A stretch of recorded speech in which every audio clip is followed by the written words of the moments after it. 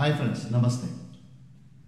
This video is for all those who want to create a new startup. Or it could also be that you have already created a startup and are on the way to success. These vital points will help you in enabling to become successful and avoid the pitfalls which generally happens with startups. We need to understand certain dimensions which are very critical. Behind the face of a company is not about bricks, cement and steel. It's about the people behind it, the founders. I have been dealing a lot in this self-growth movement. And I realized after having spoken to 1 million+ people across the world that people make all the difference. That is why I am addressing the face behind the startup, you. There are two groups of people or two kinds of people whom I have come across in life. One kind of people get excited about anything that is there. They jump in and then think.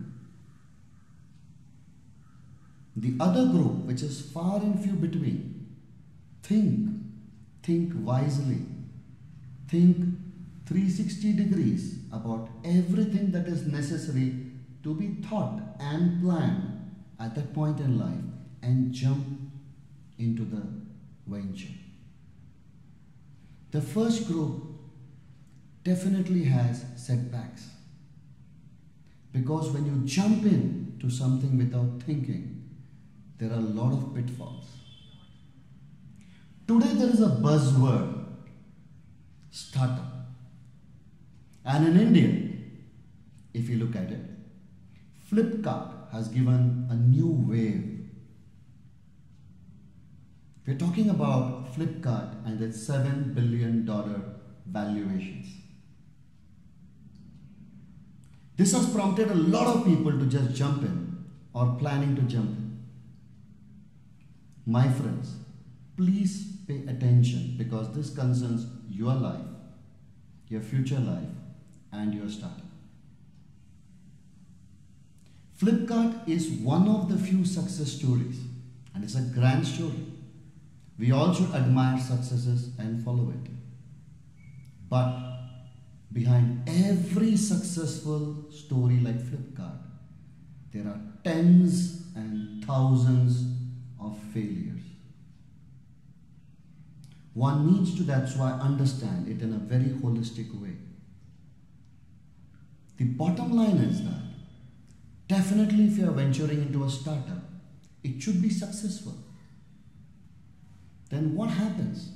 Why is success not coming to tens of thousands of other people who start up great ventures? There are a couple of aspects that you need to consider, and here are some of them. This is just the beginning to have a thought process into your system so that you can plan and chalk out. Startups generally are through friends who come together, who have a common vision and who feel that they can create a great enterprise. It's beautiful. Our friends coming together. The first and the foremost that you should ask is, why are you starting this startup? What is the main purpose behind it? In fact, this is the most vital question that you need to understand. Focus of your startup. Many today are playing the game very wrongly in the very first step. When I talk to a lot of participants who come to the Money Workshop, which I created about 16 years back, one of the few international programs which is authentic, which is original, which just deals about the world of money. So I should be knowing a lot about money and businesses. The first thing that I realize is people today are playing the valuation game. Each startup that is there, which has proven itself into successful, fetches $1 billion. The first target of any startup is to reach that $1 million and then $1 billion and then keep scaling up. This is a totally wrong approach, the valuation game. We should be into a business to have a very clear profitability track. The business should be able to stand for itself. It should generate profits. It should generate value. Otherwise, the business is meaningless. And that is the most important aspect that you need to consider. You should have a very clear thought and a vision and a plan to create a profitable running business, period. Money is an incidental game into this process.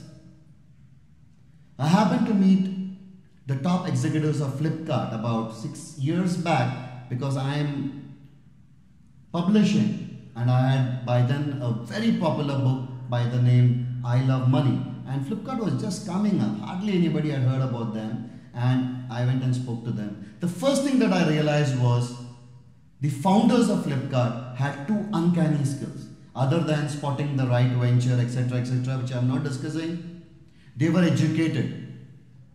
They had an experience in Amazon. That's the first aspect. And the second aspect is they had Marwadi instincts. Tremendous instinct on money. And this is what happens with many companies and startups who start about and do not plan about the money aspect. They do not plan the cash flow. They are not very clear about what is the aspect about the money that they are looking for. Money, like I told, is an incidental process. If you have a great business idea and you are doing it effectively, money should come in. It is not that because of money you do certain things. It's like placing the cart before the horse. Then comes the principle of alignment. Alignment means a very clear thought process between all those stakeholders involved in the company. Maybe it could be few friends who have come together, should have a very clear alignment.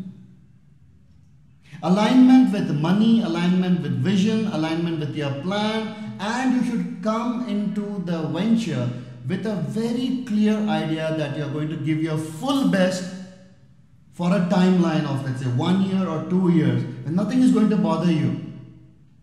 And you're going to run a very tightly managed ship. You are the captain of it.